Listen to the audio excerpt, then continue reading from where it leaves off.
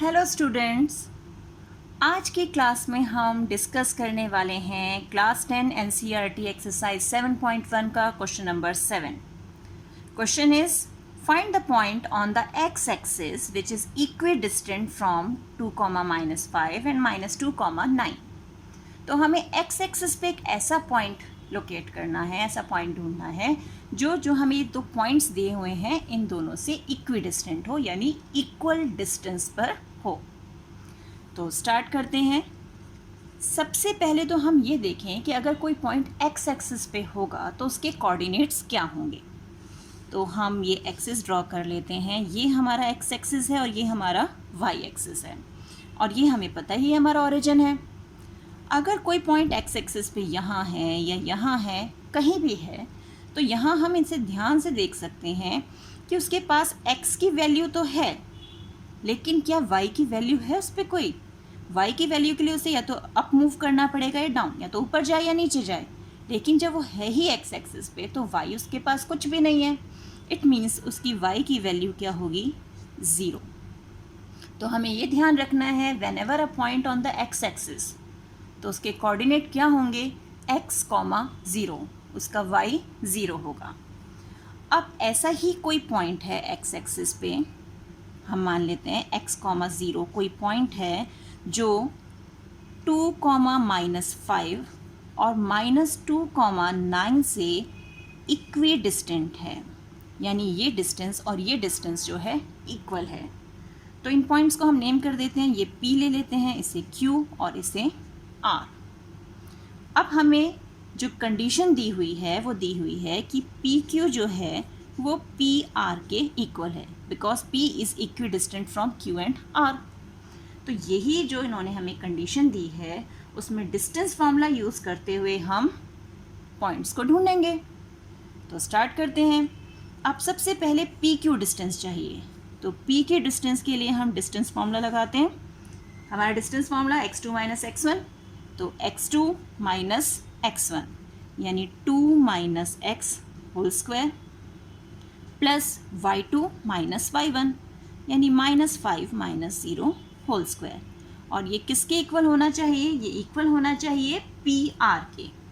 अब PR के लिए भी डिस्टेंस फार्मूला, यहाँ x2 is -2 minus x1 that is x -2 - x whole square plus 9 - 0, क्योंकि y2 ये है और y1 ये है.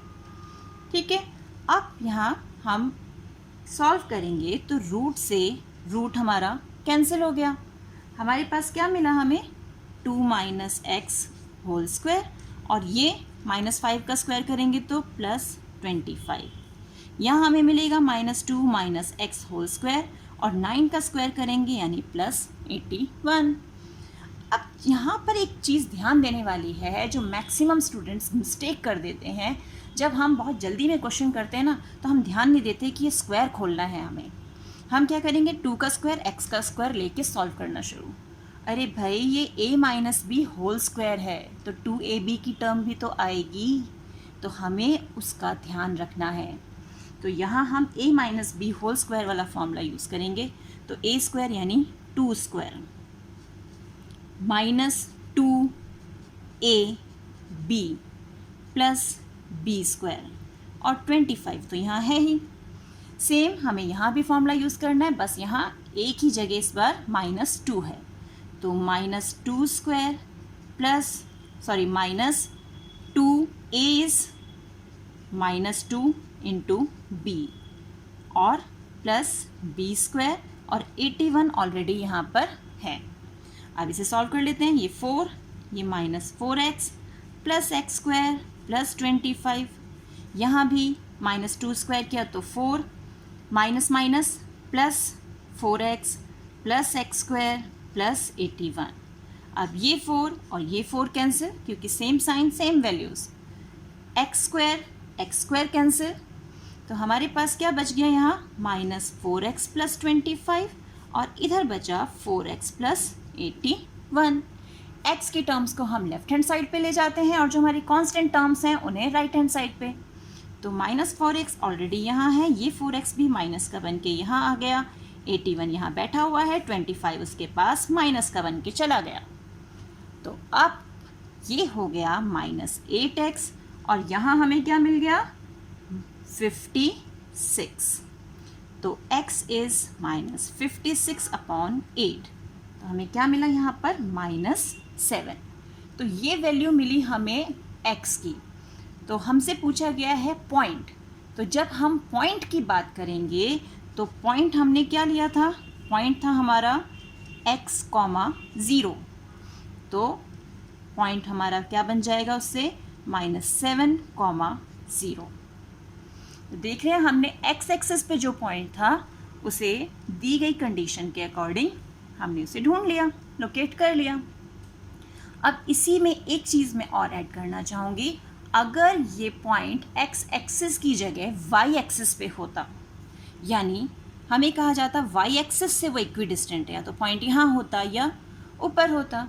तो उस कंडीशन में आप ध्यान से देखिए, अगर हम यहाँ देखें कोई पॉइंट y एक्सिस पे होगा तो उसकी y की वैल्यू तो है, लेकिन x के लिए उसे या तो लेफ़्ट जाना पड़ेगा या राइट जाना पड़ेगा, लेकिन वो प्रॉपर एक्सिस के ऊपर ही है।